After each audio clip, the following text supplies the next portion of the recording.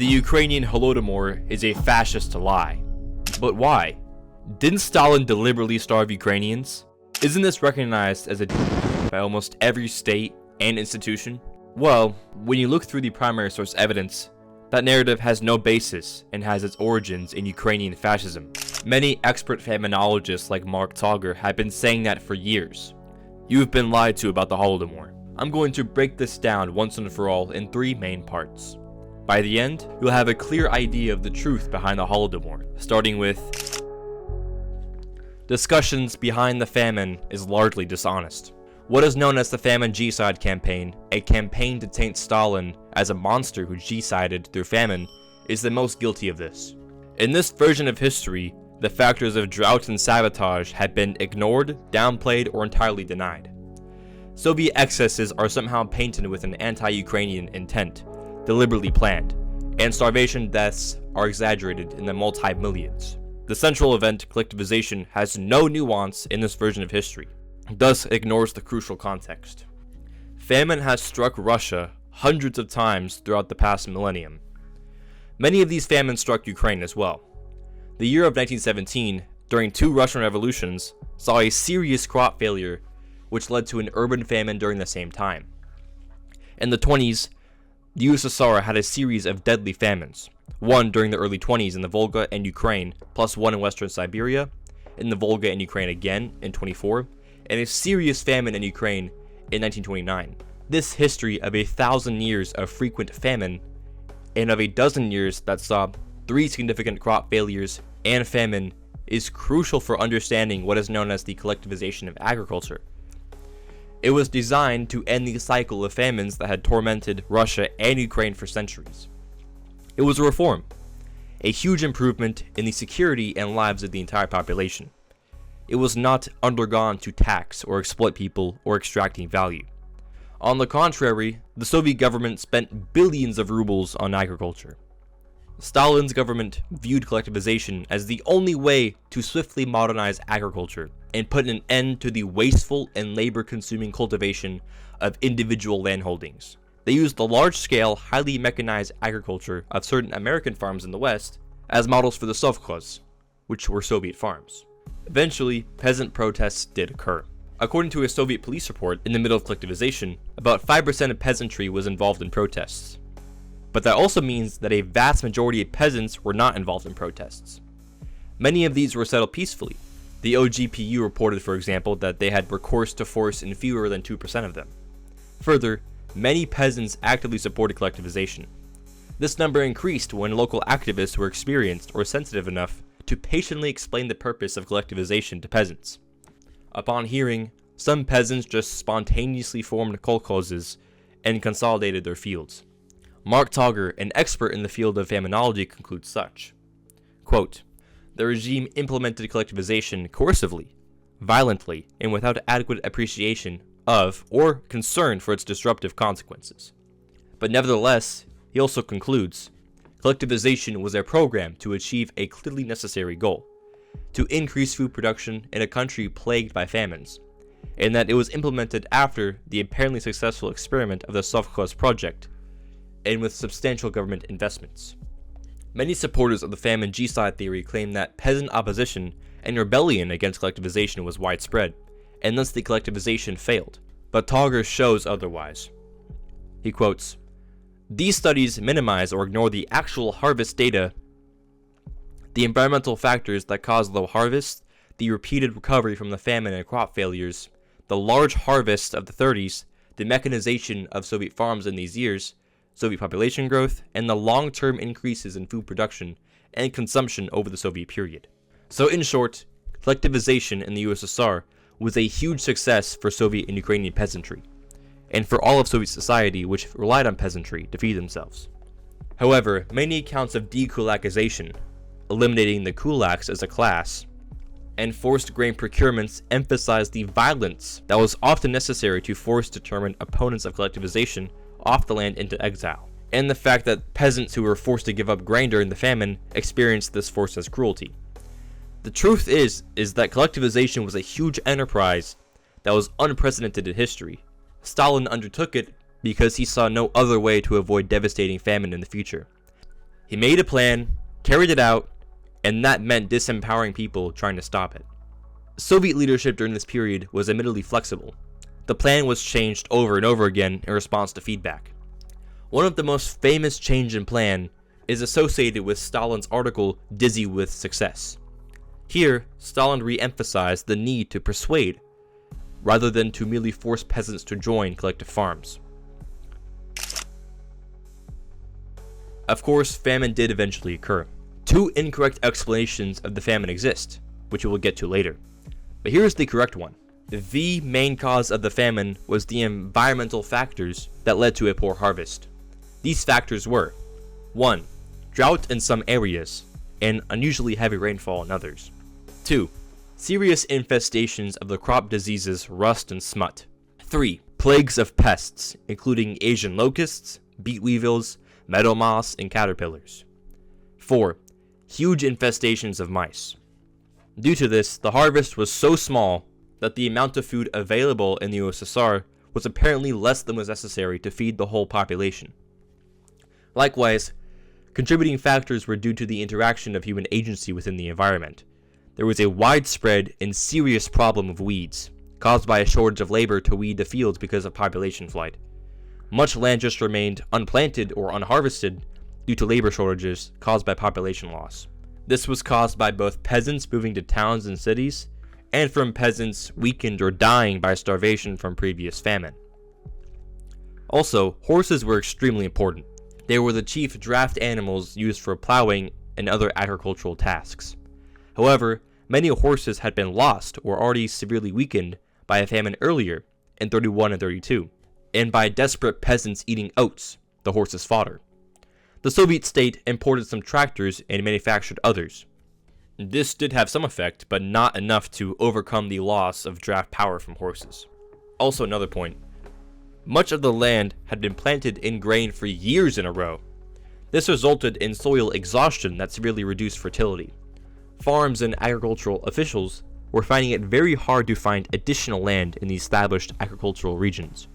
The increased area put the peasants under considerable strain. Nevertheless, there was sufficient labor to bring in a good harvest in 33, and so put an end to the famine. That therefore means that there had been enough labor in 31 and 32 as well. That the harvest in those years was fatally small, and was mainly due to the environmental factors listed previously. The Soviet leadership never fully understood these causes, nor did their informants, the OGPU and the local party leaders. Therefore, they tended to blame human factors like mismanagement, faulty leadership, and to some extent, peasant resistance and kulak sabotage. They did not understand, at least for many months, the primary importance of the environmental causes, and so they believed reports that the harvest should have been a good one. And thus, the only logical alternative was that the famine was caused by various kinds of sabotage. Direct sabotage by Ukrainian nationalists, peasants withholding grain, peasants and others holding grain for sale, peasants unwilling to work in the fields, party, kolkhoz, and other officials collaborating in these efforts, and so forth. Nevertheless, the Soviet government did greatly reduce exports of grain.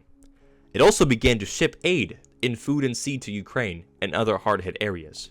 Talger writes, "The political departments, which the regime introduced into state farms, and the machine tractor stations in early 33 played a crucial role in these efforts. These agencies, composed of a small group of workers and no GPU personnel in each MTS or sovkhoz, removed officials who had violated government directives on farm work and procurements, replacing them with a kolkhozniki or sovkhoz workers who they thought would be more reliable, and organized and otherwise helped farms to produce a good harvest in 33. They were supported by draconian and coercive laws in enforcing labor discipline in the farms in certain regions, but also by largest allocations of seed and food grain in Soviet history, 5.76 million tons, and by special sowing commissions set up in crucial regions like Ukraine." Further, Talger cites evidence that many peasants who hated or did not like the kolkhozy nevertheless worked hard in them, while many other peasants worked willingly throughout the whole period, siding with the system. Therefore, peasants accepted collectivization. Talger writes, "Certainly resistance was greater and more important in 1930 and possibly 32. But any analysis of this must also take into account natural disaster, the diversity of peasants' responses, and overall results of their work. Studies conducted in the mid-30s found that the kolkhozniki actually worked harder than non-collectivized peasants had worked in the 20s, clear evidence of significant adaptation to the new system. A main point of contention within the famine genocide theory is that, as part of Stalin's intention to starve Ukrainians, he kept exporting grain during the famine. But this view is wrong. Like the Tsarist governments, the Soviet government exported grain. Contracts were signed in advance, which created an unfortunate dilemma. On one hand, if the Soviets reduced exports, they could have had more grain to alleviate starvation. However, this would lead to serious consequences. Grain prices fell in world markets and turned the terms of trade against the USSR in the early 30s, and its indebtedness rose, and its potential ability to pay declined, thus causing Western bankers and officials to consider seizure of Soviet property abroad, and denial of future credits in the case of Soviet default. Failure to export would have threatened the fulfillment of its industrialization plans in the first place. Yet, at the same time the Soviets were exporting, it was also allocating much more grain to seed and famine relief. The Soviet Central Committee allocated more than 500,000 tons to Ukraine and North Caucasus in February. The government also accumulated 3 million tons in reserves during this period and then allocated 2 million tons to that famine relief. Archival sources indicate that the regime did return 5 million tons of grain from procurements back to villages throughout the USSR. All of these amounts greatly exceeded the amount exported. The Soviet government was faced with a situation where there was simply just not enough food to feed everyone, even if all exports were just stopped there willy-nilly. Togger writes, "The situation makes it difficult to accept the interpretation of the famine as the result of the 1932 grain procurement and as a conscious act of genocide. The harvest of 1932 essentially made a famine inevitable." Unfortunately, about 10% of the population of Ukraine died from the famine or associated disease, but 90% survived, the vast majority of whom were peasants, army men of peasant background, or workers of peasant origin. These surviving peasants had to work very hard, under conditions of insufficient food, to sow and bring the 33 harvest. They did so with significant aid from the Soviet government. A smaller population, reduced in size by deaths, weakened by hunger, with fewer draft animals, was nevertheless able to produce a successful harvest the next year, and put an end to famine forever. This is yet more evidence that the 1932 harvest had been a catastrophically poor one. This is the correct view of the Soviet famine. It was not an act of genocide. It was not deliberate, and nor was it intentional by Stalin or his government. However, two incorrect explanations of the famine are widely accepted. The Ukrainian nationalist explanation claims that Stalin and the Bolshevik leadership withheld grain from Ukrainian peasants to export it, deliberately starved Ukrainians to prevent them from striving for independence, or both. The motives vary because there is no evidence to support any one of them. This is the myth of the Holodomor. Consciously modeled on the Jewish Holocaust, it originated among the Ukrainian diaspora, among and under the influence of the Organization of Ukrainian Nationalists and veterans of the 14th Waffen SS Galician Division and the Ukrainian Insurgent Army. These forces fought on the side of the Nazis and had fled to the west with German troops as the Red Army advanced. In true Nazi fashion, early proponents of this deliberate famine myth blamed the Jews for it.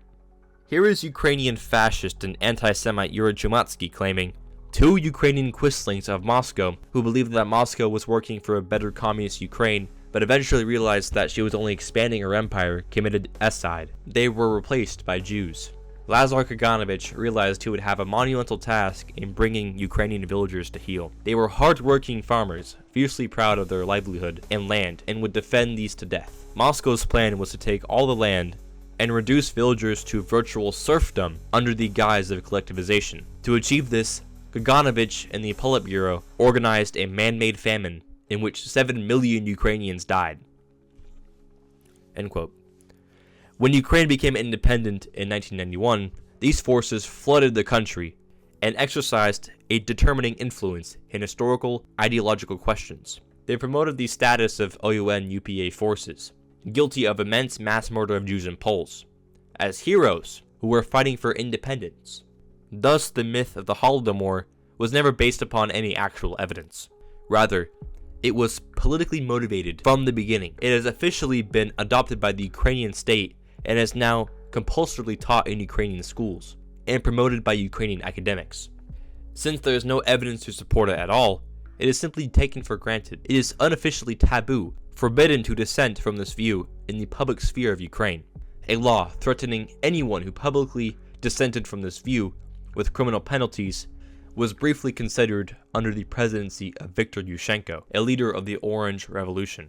Another mainstream but wrong interpretation states that the famine was due to collectivization and excessive state grain requisitions, which led to disruptions, mismanagement, and peasant rebellion, and ultimately to famine and starvation. This is the official position of the Russian government today. Neither of these explanations is borne out by primary source evidence. This is the end of my explanation of the famine. But a much more relevant question is on the table. If nearly everything what we know about the Holodomor doesn't stand to scrutiny, then how can it be so deeply propagated by our institutions? Following World War II, Western intelligence agencies, notably the U.S. Office of Policy Coordination under Frank Wisner, actively facilitated the immigration of the Ukrainian nationalist collaborators to North America. These individuals, including members of the Organization of Ukrainian Nationalists and the 14th Waffen-SS Division, were sanitized and recruited to advance U.S. Cold War objectives. Wisner's OPC fabricated narratives of a Ukrainian anti-Nazi combat to bypass immigration restrictions, and thus it enabled war criminals to evade justice and integrate into Western societies. Post-war displaced persons camps became hubs for collaboration between these groups and Western governments. The Ukrainian Canadian Committee, founded with pro-fascist elements like the United Hetman Organization, lobbied Canada to admit SS veterans, despite their Nazi ties. Canadian authorities, prioritizing anti-communism over sacred liberal values, permitted thousands of collaborators to enter, including the 14th Waffen-SS Division. These individuals later dominated Ukrainian diaspora organizations, and were put to work in institutions like Radio Free Europe, Voice of America, and academic departments to propagate the Holodomor narrative as part of a broader psychological warfare campaign against the USSR. Further, Ukrainian nationalist leaders and institutions systemically sought to discredit investigation into their own collaboration with Nazi Germany. Yaroslav Stetsko, a wartime OUNB leader and head of the anti-Bolshevik bloc of nations, declaring, "Today power is exercised by the Muscovite subhuman.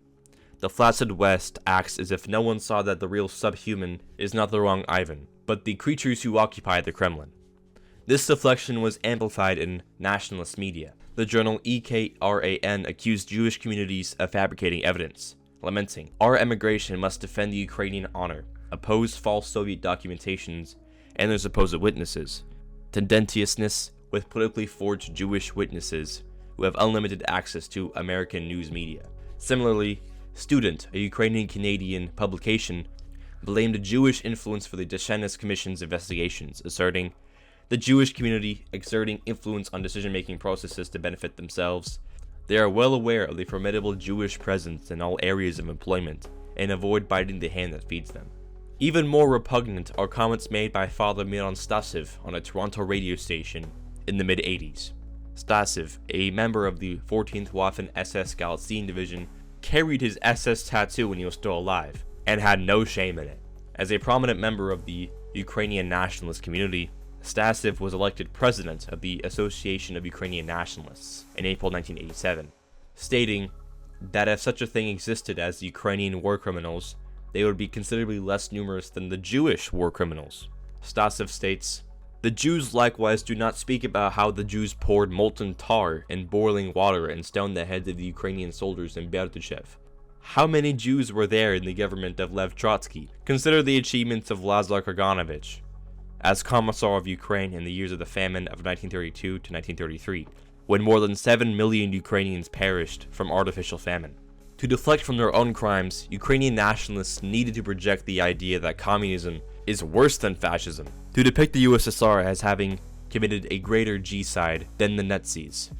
For example, L. Shulakevich, writing to the Winnipeg Free Press, claimed, "Hitler annihilated about 11 million. Stalin had at least 29 million killed."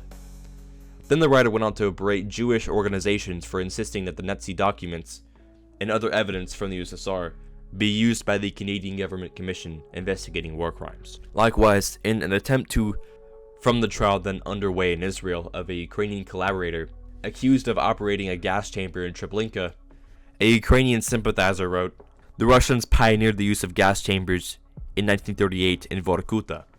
It is an old communist trick to use gas chambers to destroy those fighting the Russian monsters." This deflection convinced many governments to deflect examination of Ukrainian complicity in fascist crimes. For many nationalists, the ultimate goal was not historical accuracy, but the destabilization of the USSR, so that they could live in a dream of a fascist Ukraine. Publications like Homin Ukraini openly advocated for nuclear war. Even if one half or more of humanity were to perish, we wouldn't consider it too exorbitant of a price to gain our freedom. Only through the Cold War and later the Russo-Ukrainian War and its subsequent confrontation, rather than historical truth, has motivated and characterized the Famine Genocide campaign. Nearly 100 years ago, American journalist Louis Fisher exposed the lies of pro-fascist publisher William Hearst, a forefront proponent of the Famine Genocide theory when allegations came out. In examining the record of those propagating the campaign today, one may be drawn to her conclusion. The attempt is too transparent, and the hands are too unclean to succeed.